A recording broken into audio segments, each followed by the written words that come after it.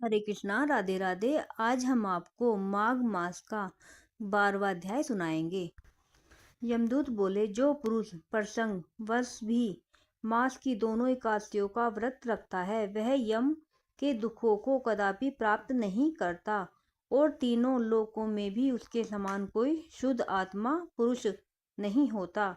एकादशी पाप नाशक भगवान पद्मनाभ के दिन मनाई जाती है। जब तक मनुष्य एकादशी उपवास नहीं करता तब तक उसके शरीर में पाप बने रहते हैं। हजारों अश्वमेघ, सैकड़ों वाजपेयी यज्ञ एकादशी व्रत की 16वीं कला के बराबर भी नहीं है। हे वैश्य, 11 इंद्रियों के किए हुए मनुष्य के समस्त पाप एकादशी के दिन उपवास करने से पूर्णतः नष्ट हो जाते हैं और वह यमराज के अधीन नहीं होता बल्कि स्वर्ग तथा मोक्ष, आयुष्य और संतान को प्राप्त करने वाला होता है।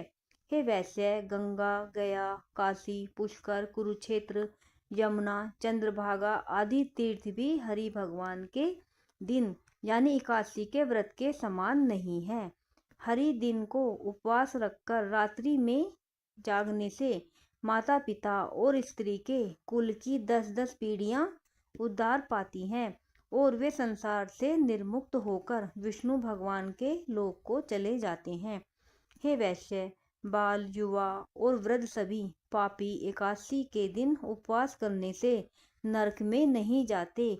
3 एकादशी उपवास करके और तीर्थ में स्नान करके सोना, तिल और गौ का दान करने वाले मनुष्य सीधे स्वर्ग को प्राप्त होते हैं।